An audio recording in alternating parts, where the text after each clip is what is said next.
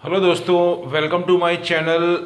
नमस्ते। अभी मैं आपको आज के मार्केट के बारे में बताना चाहता हूं, लेकिन मैं ये बोल रहा हूं आपको कि डाउ जोन्स भी माइनस में है और निकई भी सुबह ओपन होने के बाद में 5:15 5:30 बजे के बाद में आप देखेंगे तो कंटिन्यू डाउन प्रेशर में है, मतलब सेलिंग प्रेशर में है। क्योंकि पूरे विश्व में अभी कुछ ऐसी सरकमटेंसेस बन रही है, तो मुझे ये लगता है कि शायद वो इंडिया के मार्केट में लोगों के दीपावली के टाइम पे सेलिंग प्रेशर आने की पूरी संभावना है। मैं ये बोल रहा हूँ आपको, क्योंकि मार्केट को फेस्टिवल से कंसर्न है, लेकिन एक सर्टन लेवल तक ही। लेकिन जब एफआईआई को ये लगेगा कि हमारा प्रॉफिट कम हो रहा है और हमको यहाँ से एग्जिट होने में या हमको सेलिंग प्रेशर देने में या हमको प्रॉफिट बुकिंग करने में ही फ़ायदा है, तो वो कुछ भी नहीं सोचेंगे। उनका एम ऑलवेज प्रॉफिट ही होता है। They are not concern any matter. तो उसको देखते हुए ध्यान से काम करना। अब मेरा मेन पॉइंट है, उसके ऊपर आना चाहता हूँ, जो मैंने आज का वीडियो में आपको बना रहा हूँ। तो मैं I request you, please you watch my dashboard where I am mention very good information that I have read today latest business news, that is Mint, CNA। उसके बाद में आप देखेंगे तो RT और वॉल स्ट्रीट जर्नल, ब्लूमबर्ग, ये सभी में ये जो मैंने पढ़ा है ये उसमें से रूटर्स में दिया हुआ है। मैं आपको ये बताता हूँ, ये सभी चैनल के अंदर बहुत ही इम्पोर्टेंट आर्टिकल आते हैं। मैं आपको पहले मेरे वीडियो में ये बता चुका हूँ, सभी ने अपने अपने डेडलाइन दिए हैं कार्बन इमिशन को लेकर के, जीरो इमिशन करने के लिए। तो अभी हमको यहाँ पे मैं आपको पिछले 15-20 दिन से या महीने से एक नया शब्द आ गया है, COP26। इसका मतलब क्या है? Carbon emission, green house gases, environment control, ये सब तो हम जान रहे थे, काफ़ी टाइम से पढ़ रहे हैं, 2-4 साल से भी ज़्यादा हो गए हैं इसको। लेकिन अब एक नया दूसरा आपको यहाँ पे एक और बात दिलाना चाहूँगा, बहुत ही इंपॉर्टेंट था, पेरिस एग्रीमेंट, जिसकी की बहुत ज़्यादा इम्पोर्टेंस थी वर्ल्ड में अभी तक। अब उसके बाद में एक बड़ा मैटर आ गया है, क्योंकि so many countries are not follow instruction by UN, United Nation. तो उसी के तहत, और जो डेडलाइन और जो गाइडलाइन बनाई थी यूएन ने, उसको ऑन पेपर ही रखा है। कुछ ही कंट्री ऐसी है जो इसको इम्प्लीमेंट कर रही है बहुत ही अच्छे से, क्योंकि इसको इम्प्लीमेंट करने में करोड्स ऑफ, और अगर US डॉलर में बात करूं तो millions and billions dollar are required to follow this instruction by UN regarding concern with carbon emission, green house gases को कम करने के लिए। अभी मैं आपको ये बताता हूँ COP26 है क्या। कितनों को अगर मालूम है तो बहुत अच्छी बात है, लेकिन मैं फिर आपको बोलूँगा, मैं कॉमन मैन की बात कर रहा हूँ। COP26 ग्लासगो, ये क्या है? ये स्कॉटलैंड में आप देखेंगे तो ये स्कॉटलैंड के अंदर नवंबर में, मतलब हमारी जब दिवाली होगी तब वहाँ एक मीटिंग रखी है, how to understand this about word and how it will be effect our market. उसके ऊपर मैं कंक्लूजन में आ रहा हूँ। तो मैं आपको यही बताना चाहता हूँ कि स्कॉटलैंड के अंदर एक मीटिंग रखी है, वर्ल्ड के जो जितने भी वर्ल्ड की कंट्री है, मैंने यहाँ पे लिखा है लीडर्स, मतलब country itself, not participate, country will be participate through is top leader. इसीलिए मैंने वर्ड उसमें जो आर्टिकल में तो लिखा था वर्ल्ड कंट्रीज। कोई इशू नहीं है, हमारा मोटो समझना चाहिए कि मैंने ये लिखा है वर्ल्ड के top leaders meeting in Scotland early November 2021। अब हमको ये देखना है कि इसमें कौन कौन सी कंट्री को ये इफेक्ट करेगा। और दूसरा, COP26 में UN के पहले आर्टिकल आ चुके हैं, उसमें वो ऐसा बोल रहे हैं कि हम ऐसा भी कुछ डिक्लेयर कर सकते हैं जो कि पेनल्टी को बढ़ा सकते हैं, या कुछ एक्सपोर्ट के अंदर, ध्यान रखना मैं क्या बोल रहा हूँ, एक्सपोर्ट के अंदर UN के पास में पूरा पावर है, क्योंकि एक कंट्री से दूसरी कंट्री में जाने के लिए सभी के एक कोड वर्ड फिक्स हो चुके हैं। अगर वो कोड वर्ड को UN ऐसे तो करने के चांसेस कम है, लेकिन वो अथॉरिटी है, कुछ भी एक्शन ले सकती है, मैं ये बोल रहा हूँ आपको। तो माय डियर, अगर वो ऐसा एक्शन लेते हैं तो ये बहुत ही बड़ा नुकसान होगा किसी भी कंट्री के लिए। अब COP26 किसको ज़्यादा इफेक्ट करेगा? कौन कौन ऐसी कंट्री है जो सबसे ज़्यादा carbon emission green house gases generate कर रही है? तो उनकी जवाबदारी सबसे ज़्यादा बनती है यहाँ पे। तो मैं आपको सबसे पहले ये बताना चाहूँगा, सबसे पहले अभी तक का जो रिकॉर्ड था पिछले 100-200 साल का, उसमें USA ने काफ़ी ज़्यादा और पूरे यूरोप ने बहुत ज़्यादा जनरेट किया, लेकिन अभी वो ड्यू टू अपने मैक्सिमम डेवलप कंट्री होने की वजह से they are impose crores of billions and जिसको बोलना चाहिए dollar are implement this policies. लेकिन जो डेवलपिंग कंट्री है, जो विकासशील देश है, उनके लिए इतना पैसा डालना बहुत ही कठिन काम है माय डियर। तो अभी इसके अंदर ऐसी कौन कौन सी कंट्री है जिसके ऊपर अभी सबसे ज़्यादा प्रॉब्लम है या प्रेशर है, ऐसा मैं बोल सकता हूँ। उसके अंदर please I again request you refer my board. I already mention, मैंने उसमें लिखा है नंबर, उसके बाद में फॉलोइंग कंट्रीज, और राइट साइड में आप देखेंगे तो मैंने लिखा है डेडलाइन कितनी दी है। तो चाइना की डेडलाइन 2060 है, और उनका जो 5 ईयर प्लान है, जो कि आपको मैं बताना चाहूँगा 21 से 25 तक का जो 14th 5 ईयर प्लान, उसके बाद में 15th भी मैं बताना चाहूँगा आपको 26 से 30 तक का, उसमें भी उन्होंने यही सब मेंशन किया है। लेकिन एक आर्टिकल यहाँ पे मैं इंटरप्ट कर रहा हूँ, एक आर्टिकल और आया है रूटर्स के अंदर आज। क्या चाइना ने जो डेडलाइन दी है 2060 को, वो उसको फुलफिल कर सकेगा? और उन्होंने बहुत एग्रेसिव होकर के काम करने की बात की थी, लेकिन अभी कोल के शॉर्टेज की वजह से प्लस पावर, इलेक्ट्रिक पावर की शॉर्टेज की वजह से वहाँ पे वापस से बड़े बड़े प्लांट कुछ हैं वो धड़ल्ले से, what I am saying, very easily they are using coal and they are making lot of carbon emission in environment. अभी चाइना ने आंख और कान बंद कर रखे हैं, क्योंकि उनकी पॉलिसी और उनका जो सिचुएशन है गवर्नमेंट की, वो ऐसी ही हो गई है। They are not able to very strict action against this point my dear. समझने की कोशिश करना मैं क्या बोल रहा हूँ। The next one is India, जिसने कि अपना टारगेट दिया है 2050। यहाँ पे मैं एक बात आपको दोहराना चाहूँगा, वीडियो लंबा होता है कोई बात नहीं, लेकिन हमारे मैटर सभी क्लियर हो जाने चाहिए इसी के अंदर। उन्होंने ये बोला था कि एक इंडिया ही पूरे वर्ल्ड में ऐसी कंट्री थी जिसका कि जॉन केरी, जो कि पूरे विश्व में carbon emission green house gases की जो कमिटी बनी हुई है उसके हेड हैं USA के, जो पहले अपने USA के अंदर, आपको अगर याद होगा तो ओबामा के टाइम पे वो कैंडिडेट भी रह चुके हैं US प्रेसिडेंट के, लेकिन बहुत माइनर डिफरेंस से वो पराजित हो चुके थे। और अभी उनके पास में ये पूरा पोर्टफोलियो है और ये बहुत ही अच्छा काम कर रहे हैं। उन्होंने अभी तक सिर्फ एक ही कंट्री को अप्रिशिएट किया है, वो 6-8 महीने पहले की बात कर रहा हूँ, वो था इंडिया। आप सोचिए, इंडिया ने जो सोलर सिस्टम के ऊपर जो इतना ज़्यादा, और आपको बोलना चाहूँगा विंड पावर के ऊपर जो इतना ज़्यादा इन्वेस्टमेंट करके और जो कंट्रोल किया और जो जनरेट करी है ग्रीन एनर्जी, उसको उन्होंने बहुत अप्रिशिएट किया था। क्योंकि ये इंपॉर्टेंस मैटर क्यों है? क्योंकि हमारी कंट्री के पास में इतना ज़्यादा फंड नहीं था, उसके बावजूद भी, कहने का मतलब we are a developing country, हम विकासशील देश होते हुए भी इतना ज़्यादा काम किया है और अभी भी बहुत ज़्यादा काम हो रहा है। आपको मैं याद दिलाना चाहूँगा कि दुबई के अंदर जो एक्सपो हुआ था उसमें मुकेश अंबानी ने सोलर के ऊपर क्या बोला था माय डियर? उन्होंने बोला था मैं लगभग 60 से 65 हज़ार करोड़ ग्रीन एनर्जी के ऊपर मैं खर्च करूँगा।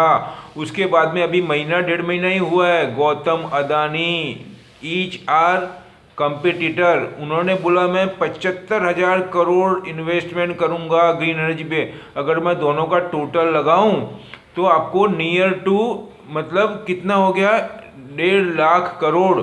मतलब आपको मैं ये बोल रहा हूँ, आपको 1.5 लाख करोड़ सिर्फ 2 ही बिजनेसमैन ने डिक्लेयर किया है अप्रोक्सली।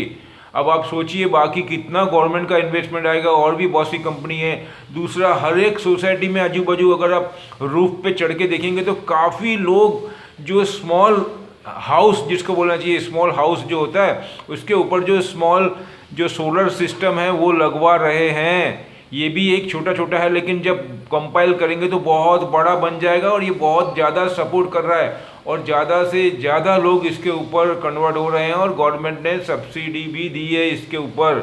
तो मेरा पॉइंट पे मैं आना चाहूँगा, ये सब पॉइंट को देखते हुए मैं आपको फिर बोल रहा हूँ कि यूएन बहुत ही एग्रेसिव स्टेप लेगा और उसकी वजह से अभी कोल का जो कंजम्पशन बंद करने की बात थी वो इतना इजी नहीं है, चाहे वो चाइना हो, चाहे इंडिया हो और चाहे यूएसए, चाहे जापान, क्योंकि अभी एनर्जी के रिसोर्सेज इतने ज़्यादा नहीं हैं। जो डिमांड सप्लाई गैप है, गैसेस का सप्लाई गैप है, आपने देख ही लिया है कि जैसे ही कोल पे कंट्रोल आया तो पूरे यूरोप के अंदर गैसेस का कितना शॉर्टेज हो गया, यूएस के अंदर कितना शॉर्टेज हो गया। पिछले 1-2 महीने की सभी न्यूज़ को हमको दिमाग में रखना है, मेमोरी में रखना है, तभी हम उसको कंपेयर कर सकेंगे। अदरवाइज़ अगर हमने पढ़ के मेमोरी में नहीं रखा तो उसका मिथ्या कुछ उपयोग नहीं कर सकेंगे, मैं ये बोल रहा हूँ, और हमारी मेहनत बेकार जाएगी। ऐसा नहीं करना है, हमको थोड़ा सा जोर डालना है दिमाग पे और उसको मेमोरी में डालना है, तो हमको सब सपोर्ट आएगा। अब मैं लास्ट में ये बोलना चाहता हूँ आपको कि जो ये मैटर है COP26 वो कौन कौन सी कंट्री को इफ़ेक्ट तो करेगा, उसके वजह से कौन कौन से सेक्टर और कौन कौन से शेयर्स ऐसे हैं जिनको कि ज़्यादा बेनिफिट होगा, ये मेरा मेन पॉइंट है आज का। तो उसमें मैंने लिखा है this sector and shares would be maximum profitable this COP26। और लास्ट में मैंने लिखा है जो न्यू सब्सक्राइब मतलब जो न्यू चैनल पे आ रहे हैं उनके लिए I have already mention, please subscribe if you like this video my dear. तो अभी मैं ये बोलना चाहता हूँ, मैं आपको फिर बोल रहा हूँ, सेक्टर भी बोलूँगा और मैं आपको शेयर भी बोलूँगा। मैं आपको बताना चाहता हूँ जो नए हैं उनके लिए, सबसे पहले है जो गैस से रिलेटेड कंपनी है जैसे गेल इंडिया, उसके बाद में इंद्रप्रस्थ गैस लिमिटेड IGL हो गया, अदानी गैस हो गया, उसके अलावा भी और भी गैस की कंपनी है। टोटल गैस सेक्टर में बोल रहा हूँ माय डियर, कोई कंपनी छूटती है तो you have to find out, there is no question, Google में सब कुछ अवेलेबल है। दूसरा उसके बाद में मैं बोलूँगा ऐसी सॉफ्टवेयर की कंपनी जो carbon emission green house gases को कर्ब करने के लिए छोटे छोटे सॉफ्टवेयर के प्रोग्राम बनाए हुए हैं और वो हर एक फैक्ट्री में कंपलसरी होने जा रहा है और बहुत कंपनियों ने लगा भी दिए हैं। इसका मतलब क्या हुआ कि जो carbon emission green house gases generate होगी वो उनको इन्वायरमेंट में जाने से पहले ही, जो फैक्ट्री वाले उनको मैं बताना चाहूँ, जो कोल पे चल रहा है जो प्लांट, बड़े बड़े पावर प्लांट, उनकी बात कर रहा हूँ, उसकी वजह से ऐश, ध्यान रखना ये जो कोल के अंदर 2 चीज़ यूज़ होती है, मतलब कोल पावर प्लांट के अंदर एक होता है कोल, दूसरा होता है लिग्नाइट।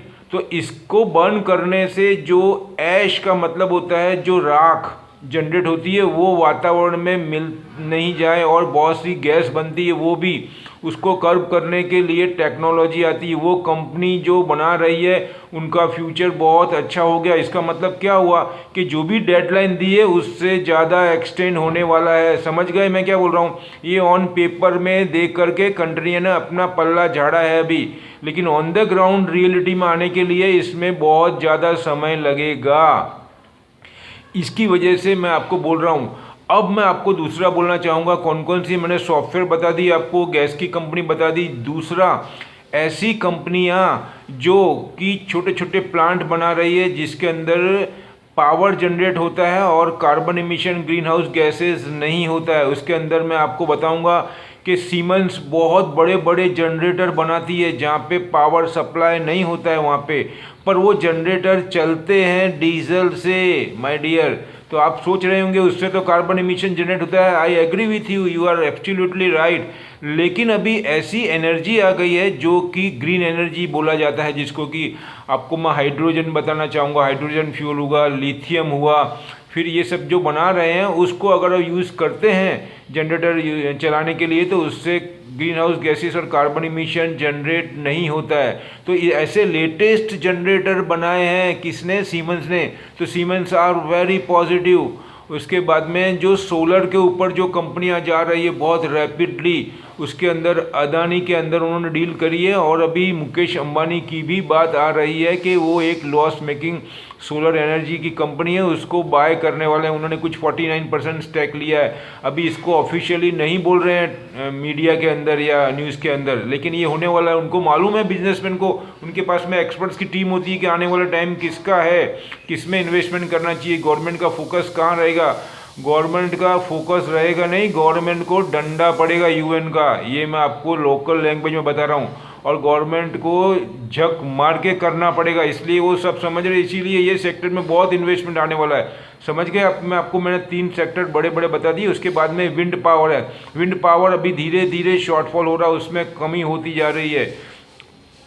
हर एक एक्सपर्ट का व्यू अलग है, उसमें मॉडिफिकेशन हो रहा है, इनोवेशन हो रहा है, लेकिन पुराने जो सिस्टम था उसमें बहुत बड़ा कॉस्ट आता है, इसीलिए उसका ऑप्शन ढूंढ रहे हैं। तो अभी फ़िलहाल मैं आपको इतना ही रखना चाहता हूं। मैंने आपको कितनी बात बताई है, गैस की कंपनी बताई, सॉफ्टवेयर की कंपनी बताई, टोटल इनोवेशन की कंपनी बता दी मैंने आपको, विंड पावर की, सोलर की। ये सेक्टर के अंदर बहुत ध्यान रखना। दूसरा, आप बैटरी को भी पकड़ सकते हैं, जैसे कि कौन सी बैटरी, एरामको की बैटरी आती है ना, एरामको, ये आपको हो गया, ये जो कंपनी है बैटरी, जैसे एवरेडी बैटरी हो गया, अमर राजा बैटरी हो गया, और भी बहुत सी कंपनी है जो लिथियम बैटरी पे काम कर रही है। उसमें सबसे टॉप नंबर आता है टाटा केमिकल, माय डियर, वो हाइड्रोजन में 1 नंबर है, ध्यान रखना। और उसकी डील भी होगी, मैं ये पहले बोल चुका हूँ।